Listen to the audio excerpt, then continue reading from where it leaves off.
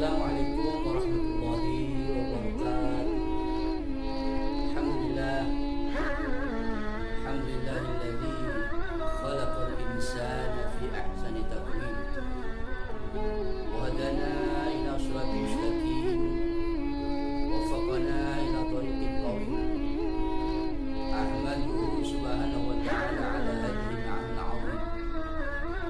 Asyhadu an la ilaha illallah wahdahu la syarika lah. Syahadatan wasilatan ila darin na'im. Wa asyhadu anna sayyidana wa nabiyyana Muhammadan abduhu wa rasuluh alladzi la yantiqu 'anil hawa in huwa illa wahyun yuha. Allahumma shalli wa sallim 'ala sayyidina Muhammadin wa 'ala alihi wa ashabihi wa sallam tasliman katsira amma ba'd. Hadirin saudaraku seiman seagama, alhamdulillah Allah masih memberikan segalanya kepada kita semuanya, sehingga pada detik ini kita dalam keadaan sehat walafiat. Mudah-mudahan pemberian Allah yang bernama sehat walafiat kita bisa mempergunakan untuk mengabdi dan mensyukuri nikmat-nikmat yang Allah berikan kepada kita semuanya. Ayuhal ikhwah rahimakumullah, Allah punya sifat yang bernama Ar-Rahman, yaitu kasih sayang Allah subhanahu wa ta'ala. Allah memberikan pengampunan kepada hamba-hamba yang dikehendaki Allah. Juga Allah memberi siksa kepada hamba yang dikehendaki Allah. Maka Allah berfirman, lillahi mulkus samawati wal ardh yaghfir liman yasha wa yu'adzib man yasha wallahu ghafurur rahim. Di atas bumi mulkus samawati wal ardh, yang menjadi raja adalah Allah subhanahu wa ta'ala. Allah mengampuni, yaghfir liman yasha, Allah mengampuni, yaitu bagi orang-orang yang Allah kehendaki. Wa yu'adzibu man yasha, Allah juga memberi siksa kepada orang-orang yang kehendaki. Wallahu ghafurur rahim, Allah adalah Ghafur Ar-Rahim, yaitu Allah banyak memberi ampunan, mengampuni dosa-dosa. Rahim, dan Allah punya kasih sayang. Jadi ayo ikhwah, kita adalah hamba Allah yang tidak punya daya kekuatan kecuali kekuatan yang Allah berikan kepada kita, daya yang dititipkan oleh Allah kepada kita. La haula wa la quwwata illa billahil azim. Tidak ada daya dan tidak ada kekuatan kecuali milik Allah subhanahu wa ta'ala. Kita tidak bisa taat kepada Allah kecuali pertolongan Allah. Kita hamba Allah yang banyak dosa, banyak salah, yang kecil, yang hina ini tidak bisa menghindar daripada perbuatan maksiat kecuali pertolongan Allah subhanahu wa ta'ala. Ayo ikhwah rahimakumullah, jangan pernah menyepelekan sesuatu yang kecil. Perbuatan yang kecil belum tentu itu yang mengundang rahmat kasih sayang Allah. Tapi walaupun sebaliknya, walaupun besar, belum tentu mendapatkan ridho Allah. Tergantung bagaimana kita beramal.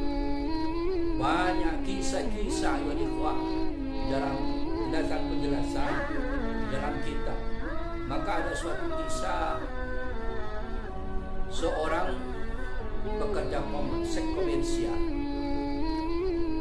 di mana dosanya bergelimang dosa, tetapi dengan rahmat Allah pada akhirnya dia mati dalam keadaan husnul khotimah. Maka ada suatu saat ada seorang pekerja seks komersial, seorang perempuan yang selalu hidup mulia, jadi hidung belang pada malam hari. Tetapi dengan kasih sayang Allah, akhirnya dia meninggal dalam keadaan husnul khotimah. Maka suatu saat seorang pekerja komersial ini berjalan di tengah padang pasir. Di tengah padang pasir akhirnya singgah di suatu sumur. Kemudian di sumur itu ada seekor anjing yang haus, gelap, anjing tidak mampu mengambil air dalam sumur. Akhirnya dengan hati penuh kasih sayang, seorang sekomersial ini mengambil air dalam sumur, kemudian diberikan kepada anjing. Lalu anjingnya berdoa. Padahal anjing hayawan yang najis, tapi berdoa. Apa doanya anjing? Allahumma arhamma yarhamuni. Ya Allah, hamba sadar bahwa hamba adalah anjing, tidak masuk surga. Tetapi irhamma yarhamuni, kasih sayangilah mayyarhamuni, orang-orang yang kasih sayang kepada. Akhirnya doa anjing diterima oleh Allah Subhanahu wa taala.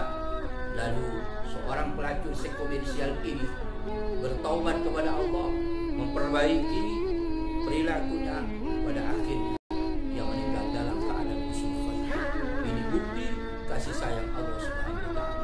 Yaghfir liman yasha, Allah mengampuni kepada orang-orang yang dikehendaki oleh Allah Subhanahu wa taala.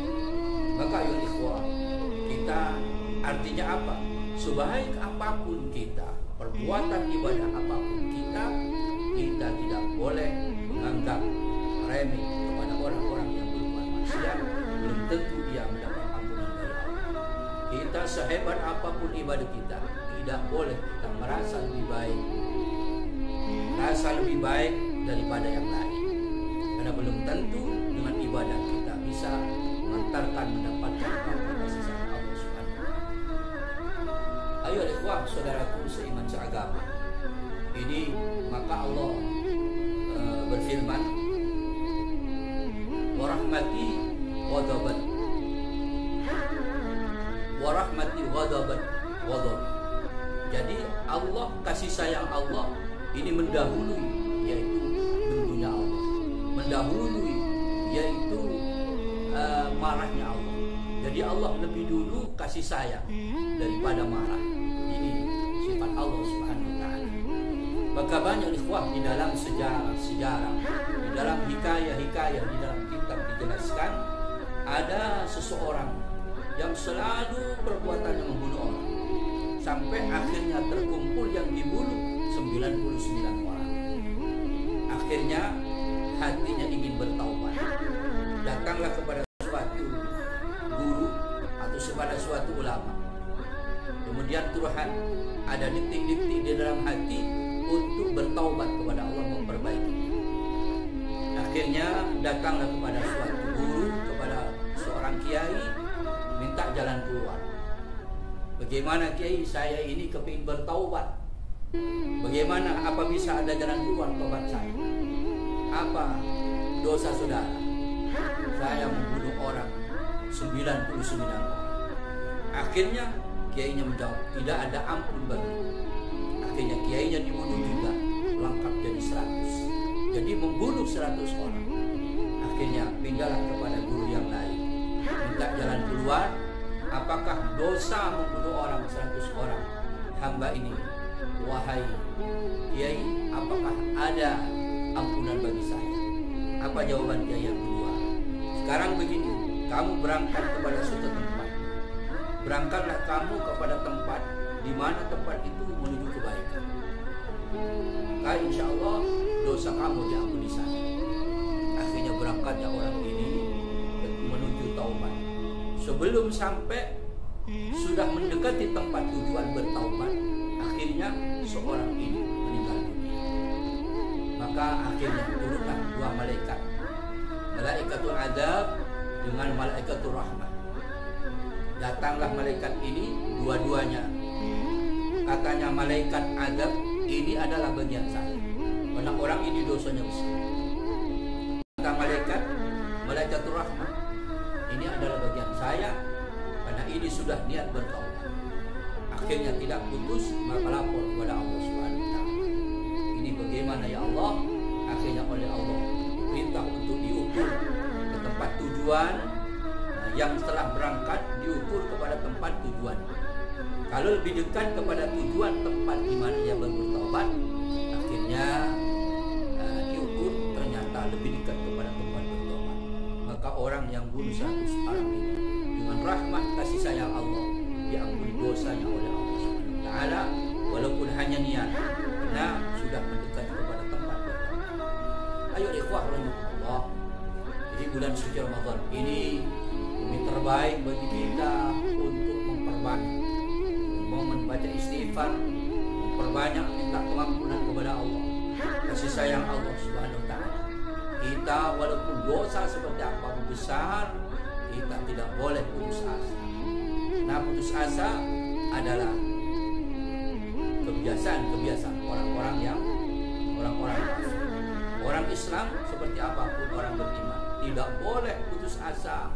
Putus asa ini bukan kebiasaan dan sifat orang-orang yang beriman kepada Allah. Walaupun dosa kita besar, tetapi ada yang lebih besar, ada yang lebih luas, yaitu kasih sayang dan pengampunan Allah Subhanahu wa Ta'ala. Ayo ikhwah rahimahullah, mudah-mudahan Allah memberikan suatu kekuatan kepada kita di dalam menyelesaikan bulan Ramadan ini. Ramadan sebentar lagi akan meninggalkan kita.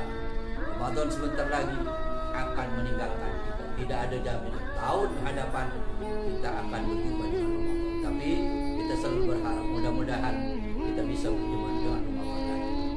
Bagaimana reaksi malaikat? Musibah di umat Muhammad. Kalau Ramadan sudah meninggalkan kita, musibah di umat Muhammad. Apa musibah? Dihabu Ramadan, yaitu ditinggal bulan suci Ramadan pada bulan Ramadan. Dilipat gandakan semuanya oleh Allah. Yaitu pintu barakah, pintu rahmat, pintu kasih sayang Allah Subhanahu wa Ta'ala di akhir-akhir ini. Tinggal pada malam 27, 29 kita menanti datangnya satu malam. Itu malamnya, malam Al-Qadar. Mudah-mudahan malam 27, malam 29 akhirnya kita mencapai tujuan ibadah Ramadan, yaitu al-aidin wal faizin, kembali kepada fitrah, kembali menjadi orang-orang al-faizin, orang-orang yang betul bahagia di akhirat. Hablum minallah telah selesai, kita lanjutkan dua-duanya harus kita perbaiki antara Allah dan juga semanusia. Maka manusia kalau bisa memperbaiki dua ini, yaitu hablum minallah, hablum minan nas, maka dimanapun manusia menjadi manusia yang terhormat, menjadi manusia yang mulia. Mudah-mudahan ikhwah sekilas Al-Fakir sampaikan bermanfaat kepada kita semuanya. Terima kasih.